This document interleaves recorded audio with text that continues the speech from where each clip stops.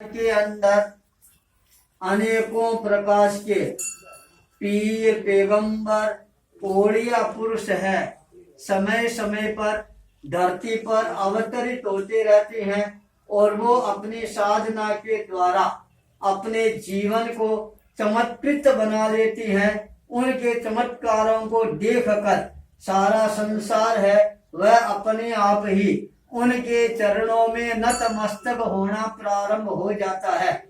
एक ऐसे ही चमत्कारिक व्यक्तित्व के रूप के अंदर हनुमानगढ़ जिले के संगरिया तहसील में लीला वाली गांव के अंदर प्रकट होती हैं छोटू नाथ जी के रूप में। बीकानेर रियासत के रहने वाले थे, भोले वाले थे और बच्चे के रूप के अंदर वो वहां से रवाना हो जाती हैं। लीला वाली आती हैं और यहाँ आकर जिस जंगल के अंदर वो अपनी साधना करनी प्रारंभ कर देती हैं। साधना क्या करते थे, कब करते थे, किस समय करते थे, किसी को भी पता नहीं लगता था। गांव के बच्चों के साथ के अंदर और यहाँ पर गोलियां हैं, मालदड़ी है, यह खेलते रहते थे और ओड़िया पुरुष के रूप के अंदर अपनी साधना भी करते रहते थे। यहाँ के नाथ परिवारों के साथ के अंदर धीरे धीरे संपर्क बढ़ता है और नौरंग नाथ है वह रावत नाथ उनकी सेवा के अंदर लग जाता है। एक बार उसके मन में विचार आता है कि नाथ जी जंगल में जाकर क्या करती हैं।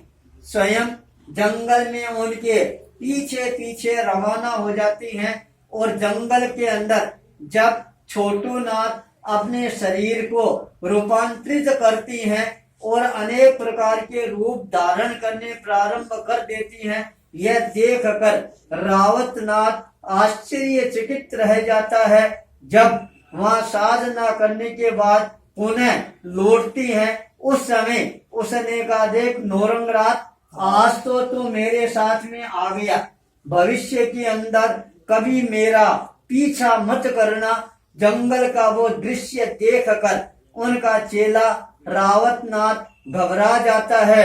क्या दृश्य देखा वह स्वयं भी प्रकट करने में असमर्थ बन जाता है। धीरे धीरे उनके अनेकों चमत्कारिक दृश्य सामने आने प्रारंभ हो जाती हैं। जब अंतिम समय आता है गांव के अंदर जाती हैं और कहती हैं सबको आज गांव के बाहर जोड़े पर इकट्ठा होना है और मैं जीवित समाधि लूंगा और उस समय 3 महत्वपूर्ण बातें मेरे को जनता को कहनी है।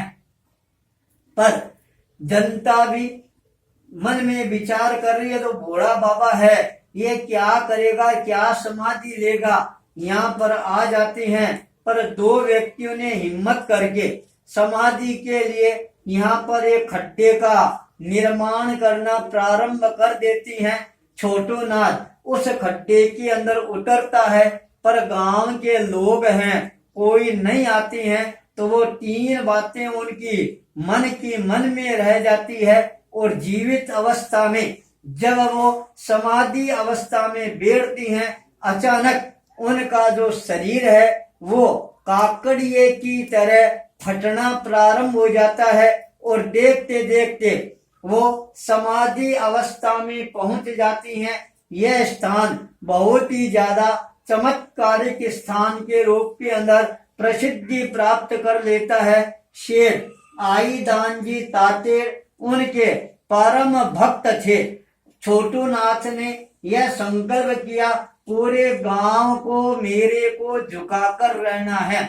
जो लोग यहाँ पर नहीं आते थे उनके घरों के अंदर अचानक पत्थरों की बरसात है यह होनी प्रारंभ हो जाती है।